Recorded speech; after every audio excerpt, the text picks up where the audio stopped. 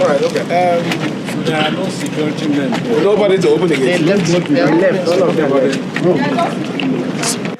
I'm here myself this morning with members of the few members of the Civil Council to comply with the Supreme Court judgment.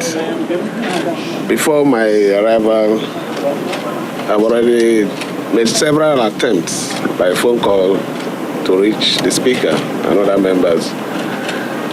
I also did a letter personally which was transmitted to the Honorable Speaker for this particular invitation. But it's unfortunate that at the gates, you can see that the place is completely sealed and there's no sign that anything is going to happen today. The reason why we're doing this, I've always said it, is the interests of our people, which is the most important thing. Well, I don't think there's anything to worry about. Maybe they are working on their letter. I expect to hear from them maybe after this hour. Thank you.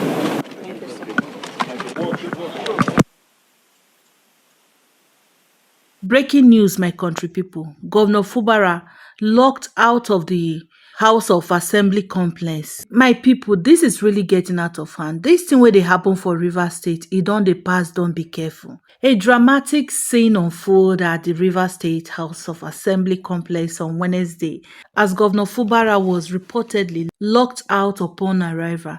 It was revealed that the security personnel at the complex shut the gate as the governor's convoy approaches, citing a lack of official communication between the governor and the House of Assembly. But however, Governor Fubara maintained that he had formally informed the Speaker, Speaker Martins Amawelu, of his visit through a letter, and he also said he has made attempt to call the Speaker before coming.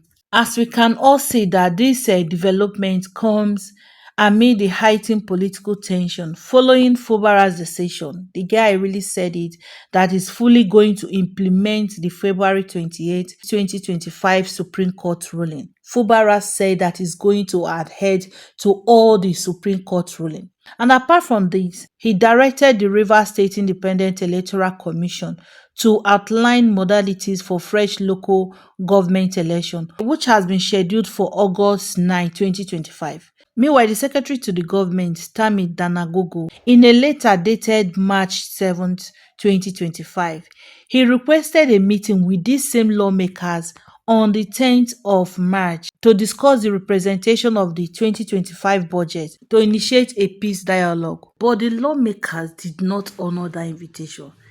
They said that he did not send them proper invitation, that he went to publicize the invitation. Fubara now, as the governor, number one citizen of the state, can't decide on his own to go meet them. As Mohammed no go meet Mountain, may Mountain go meet Mohammed, yet they lock him out. Say lack of communication. What does this imply? We can recall that Sarah reporters earlier reported that President Bola Ahmed Tinubu asked the leader of the Pan-Niger Delta Forum to ensure that Governor Fubara complies with the Supreme Court ruling on political crisis in the state. Tinubu made the remark on Tuesday evening during a closed-door meeting with the Pan-Niger Delta Forum leaders at the presidential villa in Abuja. I got your signal and I got your concern, particularly concerning the River State. I've been on it for quite some time now. I foresaw this crisis long before I step in. We reach an agreement, a written agreement, which both parties signed, Tinubu had said.